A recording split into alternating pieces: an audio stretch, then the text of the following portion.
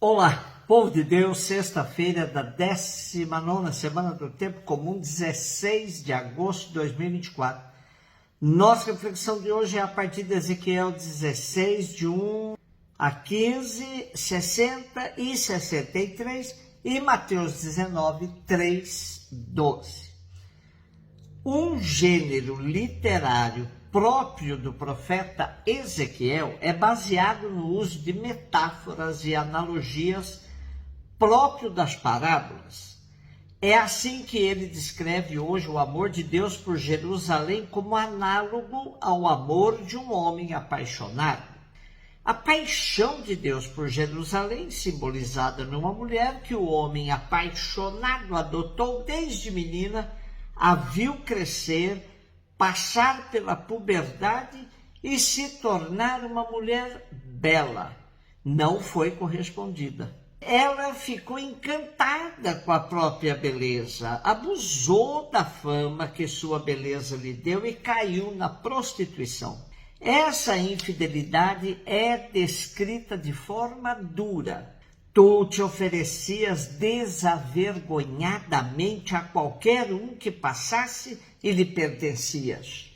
Ou, amparada em tua fama, fornicaste e te prostituíste com o primeiro que passava. Trata-se de uma denúncia contra a idolatria reinante em Jerusalém. Do lado de Deus, o profeta descreve a fidelidade total. Com base nela, dá-se a renovação da antiga aliança. Jerusalém, tal como a esposa infiel por si mesma, não mereceria perdão. Mas a iniciativa da renovação do compromisso é totalmente da parte de Deus. Porém, ela voltará à renovação da aliança de maneira diferente, envergonhada ao ver a própria culpa, humilde por receber um perdão imerecido. O terrível pecado exalta assim a incrível misericórdia. Já não poderá alegar mérito nem confiar na própria beleza. Jerusalém, esposa perdoada e reconciliada, recebe outros filhos, povos estrangeiros ou povos convertidos e perdoados. Não por direito de conquista, mas por dom do Senhor, porque ele os chama e atrai. Mateus 19, 3 a 12. Alguns fariseus aproximaram-se de Jesus e perguntaram para o tentar: é permitido ao homem despedir sua esposa por qualquer motivo? Jesus respondeu: nunca lestes que o Criador desde o início os fez homem e mulher? E disse: por isso o homem deixará pai e mãe, se unirá à sua mulher, e os dois serão uma só carne? De modo que eles já não são dois, mas uma só carne. Portanto, o que Deus uniu, o homem não separe. Os fariseus perguntaram: então como é que Moisés mandou dar a certidão de divórcio e despedir a mulher? Jesus respondeu: Moisés permitiu despedir a mulher por causa da dureza do vosso coração, mas não foi assim desde o início. Por isso eu vos digo: quem despedir a sua mulher, a não ser em caso de união ilegítima, e se casar com outra, comete adultério. Os discípulos disseram a Jesus: bom, se a situação do homem com a mulher é assim, não vale a pena casar-se. Jesus respondeu: nem todos são capazes de entender isso, a não ser aqueles a quem é concedido. Com efeito, existem homens incapazes para o casamento, porque nasceram assim. Outros porque os homens assim os fizeram.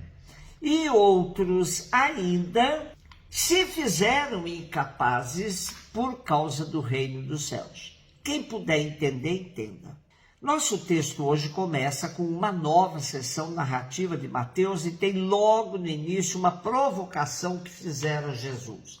Tal provocação faz eco ao texto de Ezequiel. O Evangelho discute a questão da fidelidade ou não à aliança assumida entre um homem e uma mulher. Veja que na pergunta dos fariseus há um veneno impregnado. Divorciar-se por qualquer motivo? Para entendermos um pouco mais a raiz da questão, é bom vermos o divórcio no contexto da época. No tempo de Jesus, a questão era polarizada por duas escolas. A representada pelo rabino Hillel, permissiva, era do parecer que um homem que encontrasse uma mulher mais atraente do que a sua esposa e tivesse problemas por causa disso, podia repudiar esta para voltar a casar com aquela. Os rigoristas, representados pela escola do rabino Shammai, entendiam que não há brecha para o divórcio, senão o que aqui fala o Deuteronômio no caso de adultério. A questão posta a Jesus pelos fariseus não é mais do que uma cilada. Querem obrigá-lo a tomar uma posição por uma das duas correntes? A resposta de Jesus tem duas partes. Na primeira, Jesus se escora em dois textos da Escritura, Gênesis 1, 27 e 2, 24. Deus quer que marido e mulher permaneçam unidos como uma só carne. Não separe o homem o que Deus uniu. A segunda parte é decorrente de uma segunda questão que os fariseus lhe impõem. Como então Moisés mandou dar atestado de divórcio e despedir a mulher? Aí Jesus responde: Moisés permitiu despedir a mulher por causa da dureza do vosso coração, mas não foi assim desde o princípio. Jesus não se opõe a Moisés, que era o que queriam os fariseus, mas desvia a culpa do mandato de Moisés aos legalistas, como os fariseus que já tinham endurecido o coração de tal forma que continuavam não entendendo o que verdadeiramente Deus queria. E Jesus termina dizendo que quem deixa sua mulher e se casa com outra comete adultério, a não ser que a união tenha sido ilícita. Esta pode ser interpretada como matrimônio ilegítimo, inválido, concubinato ou consanguinidade em grau proibido. Na segunda parte do texto, os discípulos a sós com Jesus manifestam perplexidade e dificuldade em assumir tão graves responsabilidades do matrimônio. Mas Jesus afirma que só a opção pelo reino dos céus torna louvável a renúncia ao matrimônio. Nem todos compreenderão as palavras de Jesus, somente aqueles a quem isso é concedido.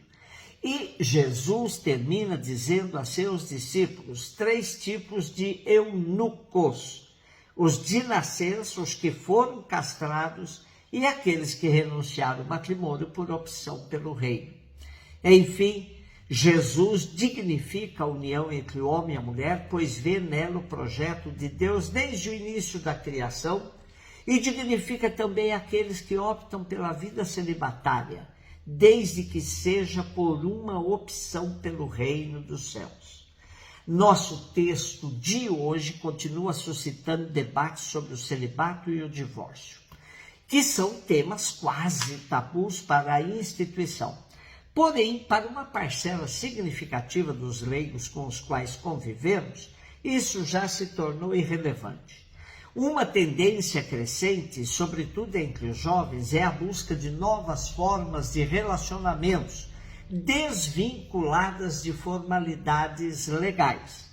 Trata-se de superar o estabelecimento de relações tradicionais, sobretudo relações que visam a procriação, conhecida como agamia. Esse vocábulo vem do grego, onde o a significa não ou sem, e gamos, união íntima ou casamento. A base dos que aderem à agamia é a falta de interesse das pessoas em firmar um relacionamento romântico com outra, e isso passa também pela intenção de os casais não desejarem filhos. Desafio atual para a moral da igreja. Jesus nos desafia a viver no amor, construindo um mundo mais justo e fraterno. Um beijo no seu coração.